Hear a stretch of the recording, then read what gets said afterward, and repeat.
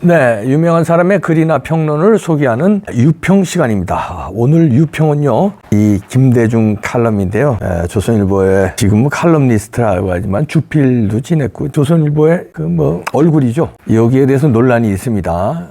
그러나 제 의견은 좀 요거 글을 다 읽고 난 다음에 추가하고요. 여러분들은 어떻게 생각하시는지 의견도 궁금합니다. 김대중 칼럼을 제가 오늘 소개하는 이유는 그것도 좀 이따가 아시게 될 겁니다. 일단 오늘은 소개하고 있습니다. 그래서 소개하는데요. 100% 동의하는 건 아닙니다. 자신과 조선일보의 어떤 그 과업을 조금 반성하는 건가 어쩐가는 생각도 들고 여러 가지 복합적인 생각인데 여러분들이 한번 판단하시기 바랍니다. 일단 그대로 읽어드립니다. 제목이요. 보수 언론이 보수 정권 더 비판해야 하나? 퀘스천 마크를 달았습니다. 의미심장하죠.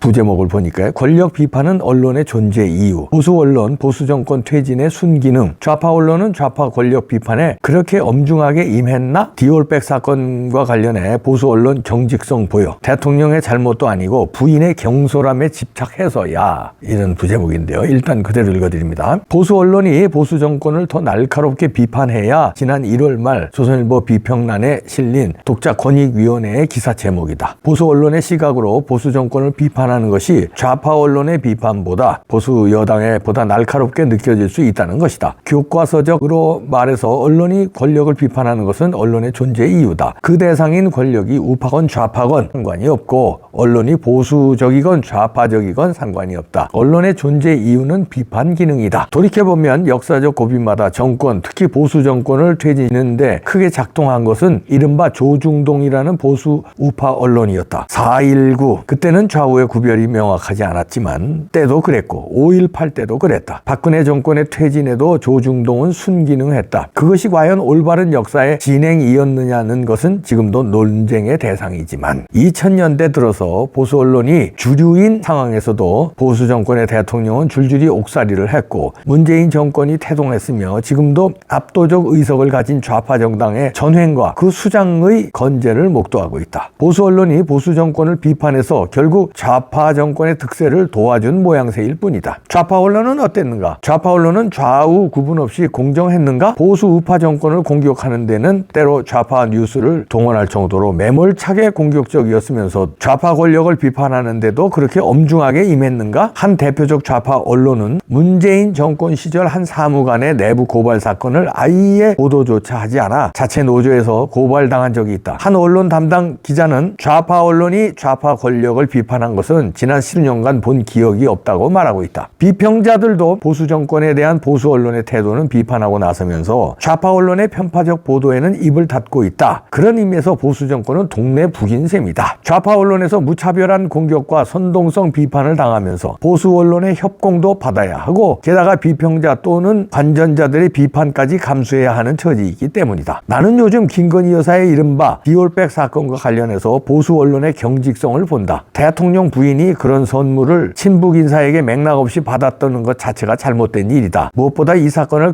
이렇게 오래 끌도록 고집부린 대통령 측의 태도도 이해할 수 없다. 하지만 이것이 과연 집권 2년차 윤 정권에 타격을 줄 만큼의 큰 정치적 사건인가? 미국 언론 CNN, 뉴욕타임스 등도 크게 다루고 있지만 큰 맥락은 백을 받았다는 것의 잘잘못을 따지기보다 이것이 한국 사회에서 크게 화제가 되고 선거에 영향을 미칠 정도가 됐다는 점에 새삼 놀라고 있다는 느낌을 받는다. 어쩌면 한국 민주주의의 성장을 역으로 빗대는 것인지 모를 정도다. 4.10 총선거는 한국 정치 지형에서 중요한 의미를 갖는다. 한국의 좌우 지평을 가름하는 선거에서 대통령 부인의 선물백이 유권자들의 결정적 선택 자료가 된다면 어쩔 수 없는 일이다. 국민을 나무랄 수는 없는 일이다. 하지만 판단 준거는 대통령의 중요한 정책적 결정, 안보, 국방의 방향 설정이고 국민의 경제적 삶이지 대통령 부인의 백 수수여서는 우리 수준이 너무 허무하지 않은가? 일부에서는 대통령이 사과하고 넘어가면 될 일이라고 하는데 몰래 카메라로 찍고 1년을 기다려 총선 전에 드러낼 정도로 치밀하고 계획적인 좌파가 과연 사과로 넘어갈 것 같은가? 이 사건은 사과하면서부터 제2막으로 넘어갈 것이 뻔하다. 보수를 비판하는 것이 보수 언론이 좌파 언론과 다른 장점이라고 하는 주장도 있다. 하지만 현실론에서 보수 언론이 대통령의 잘못도 아니고 그 부인의 경솔함에 집착하는 것은 가치 전도적이다. 보수 언론이 보수 정권이건 좌파 권력이건 비판할 것은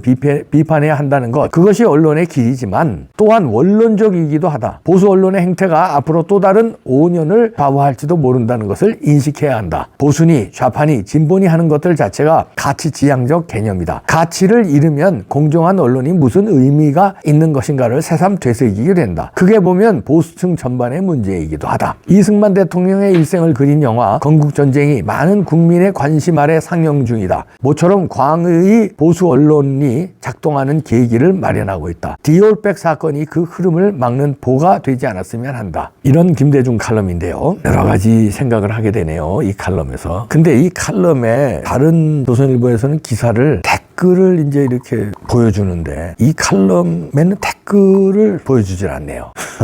고충을 뭐 이해합니다. 댓글을 쓰게 하면 김대중 칼럼니스트, 뭐 주필이나 마찬가지죠. 대장이에요. 사실상. 거기죠. 오너 말고는 글의 대장이에요. 글의 오너. 근데 상처가 받을까봐. 김대중 씨가 상처를 받으면 조선일보가 상처를 받는 거니까. 그래서 댓글을 못 쓰도록 댓글 공개를 안 한 거가 있는지 모르겠습니다만. 일단 몇 가지 생각하게 만드는데 이 글에서 첫 번째 생각하는 것은 조선일보의 약간 자성, 인정, 아니면 약간 겁먹은 거를 생각해 봅니다. 그동안에 김대중 씨가 이제 자기의 칼럼이 보수 우파들한테 어떤 욕을 먹는지도 느꼈을 거예요. 예전에는 신문 나가면 그만입니다. 거기에 무슨 피드백이 끽해야 와야 항의 전화 몇 통 오는 정도겠죠. 아니면 그 다음 시대가 좀 바뀌어서 인터넷 신문이 이렇게 오고 조선일보도 조선닷컴에 이제 이 기사를 올리면 이 칼럼 밑에 이제 댓글 보는 정도였죠. 근데 이제 그게 부담스러우니까 댓글을 아예 못 보게 창을 해놨는데, 근데 지금 시대가 바뀌어서요. 이렇게 유튜브에서 떠듭니다. 이봉규도 떠들고요. 그럼 이봉규 떠드는 게 중요한 게 아니라 여기에 수백 수천 개의 글이 달려요. 이봉규 TV에서만. 근데 뭐 혹시 모르겠습니다. 다른 또 SNS 뭐 그게 페이스북이 됐건 뭐 트위터가 됐건 아니면 인스타가 됐건 아니면 또 다른 유튜브 채널에서 이걸 다룰지 모르겠습니다. 그러면 거기에 또 댓글이 수두룩 달려요. 그러니까 이제 세상이 달라졌죠.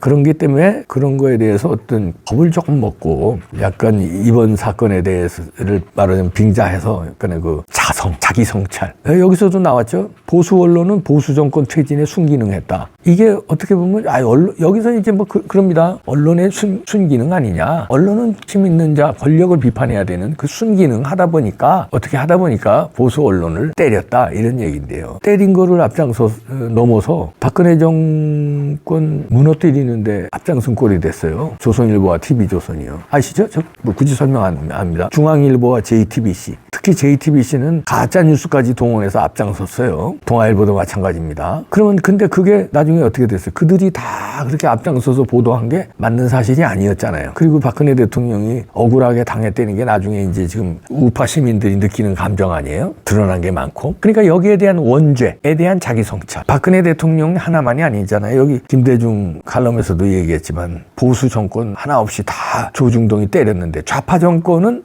좌파 언론들로부터 비판을 안 받아요. 근데 보수 정권은 보수 언론으로부터 비판을 받으니 좌파는 뭐 물론이고. 그 불쌍한 거는 이제 보수 정치인들이라는 얘기인데. 그래서 이제 유튜브가 보호를 하고 있는데 유튜브도 한계가 있습니다. 유튜브의 오너가 구글이잖아요. 여기서 또 감시 기능이 또 세고요. 유튜브에도 또 좌파가 세요. 착각들 하시는데 보수 우파 유튜브가 세다고 하지 아니에요. 전체적으로 좌파 유튜브가 셉니다. 모든 면에서. 구독자 면이라든지 조회수 면이라든지. 보수 분들이 보수만 봐서 그렇죠.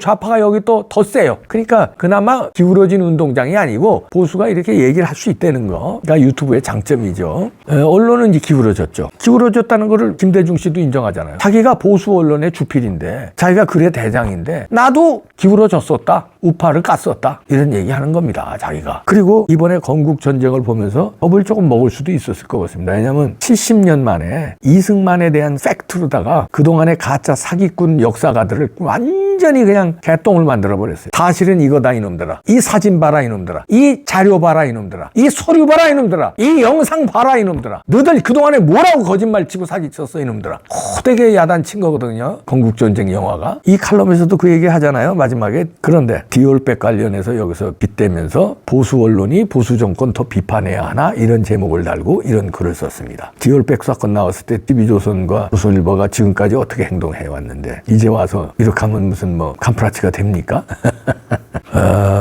아마 이거를 두 번째 이걸 겁낼 수도 있을 것 같습니다. 이승만 대통령의 일생을 다룬 건국전쟁 다큐멘터리가 나왔어요. 전 그 영화를 보면서 이 생각도 해봤어요. 조중동에 대한 다큐멘터리가 나오면 어떨까? 그들의 민낯 나올 때 되지 않았나? 이런 생각 해봤습니다. 무서운 얘기입니다. 이거 그들이 그동안 어떻게 해왔는지, 사주 일가는 어떤 비리가 있는지, 김대중을 비롯한 이 논조를 쥐고 있는 사람들이 그동안에 어떻게 해왔는지, 논조를 어떻게 조종하면서 정권을 무너뜨리고 어떻게 해왔는지. 다큐멘터리 궁금하지 않으세요? 그거 나오면 타격받을 사람들 그런 거에 조금 겁이 났을 수도 있고요. 그 다음에 그게 첫 번째, 두 번째 말씀드리고, 세 번째는 그래도 지금 생각해 보니까 이거 우리가 너무 보수 정권까지 까면서 보수 정권이 불쌍해서 우리가 방패막이를 제대로 못 해줬구나. 좌파 언론은 좌파 방패막이를 해줬는데 이런 데 대한 진정한 반성도 조금 있는 것 같아요. 그나마 100% 반성은 아닙니다. 조금의 어떤 그러나 어쩔 수 없다는 엄살이 좀 있어요. 언론의 순기능 아니냐 이런 엄살인데, 언론의 순기능이 가짜뉴스는 아니고, 물론 김대중 씨가 가짜뉴스 했다는 건 아닙니다. 그의 논조가 가짜뉴스로 막 세상이 막 광풍이 몰아칠 때 거기에 휩쓸렸잖아요. 그 휩쓸린 거에 대한 반성은 없었죠. 그 다음에 가짜 뉴스인지 진짜 뉴스인지 모르고 디올백 사건도 그런 겁니다. 파우치 사건이죠. 이것도 조선일보가 그동안에 어떤 논조를 보였는데 뭐 이런 칼럼으로 끝내요. 그 다음에 이준석이를 어떻게 키웠는데 돌풍돌풍하면서, 그리고 지금은 또 이준석하고 살짝 손절하더라고요. 키웠다 손절하면 끝이에요. 씁쓸합니다. 그 다큐멘터리 한번 기대해보죠. 조중동에 대한 하나씩 따로따로 조선일보 다큐멘터리, 중앙일보 조선일보는 방씨 일가죠. 중앙일보는 홍씨.